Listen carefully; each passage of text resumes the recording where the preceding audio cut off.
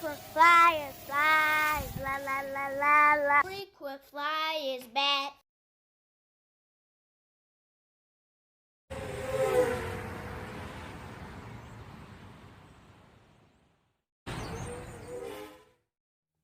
What's up? You checking out the Frequent Flyer, and I know a lot of you guys on the channel are very familiar with the Hoverstar UFO motion controlled aircraft.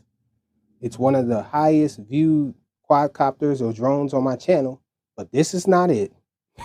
This is the Shine Aircraft UFO, and this guy looks very similar, but this is actually a fully controlled aircraft. This has this transmitter here with altitude hold, and it does not have motion control at all. So no obstacle avoidance or anything like that.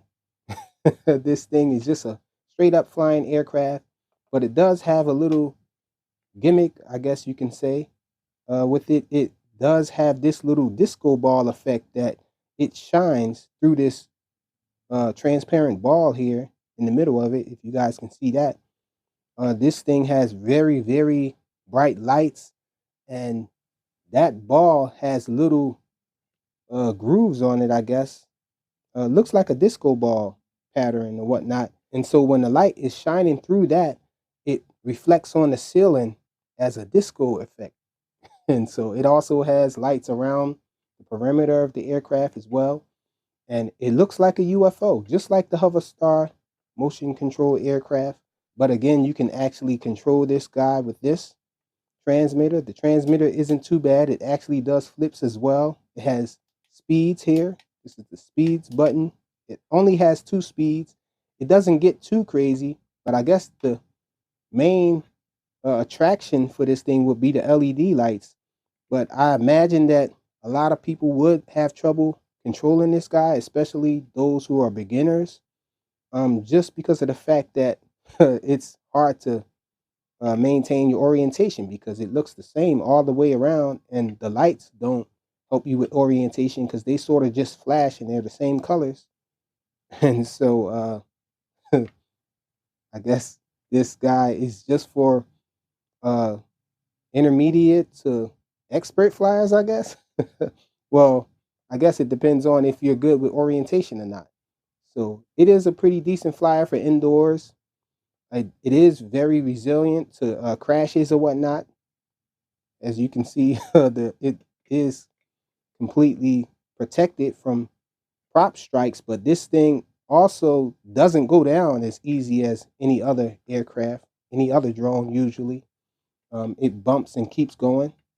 So it's pretty decent in that sense there, that it doesn't crash. If you do crash, it's not going to go down as quickly as a normal drone would. But in all, I think it's a pretty decent little flyer here for indoors, especially if you can get down to orientation. If you can get past that part, that there's really no distinction to the front and the back, but there is a front and the back. So I think this does have headless mode. Yes, it does have headless mode. I haven't flown it in headless mode too much. I think maybe once or twice, but for the most part, you're going to be flying this guy around, not really seeing a difference in the front or the back, and you're just going to be using it for the lights, I guess. The lights, well, you can I guess you can probably do other things. I have found other things to explore with it, other things to do with this guy, but it's a pretty decent flyer and all. Does have altitude hold again, so you're not going to be able to do a lot of maneuvering with it.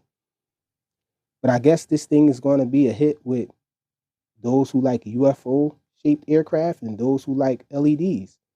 So it doesn't come with any spare props or anything. I guess they're banking on the fact that the props are fully protected.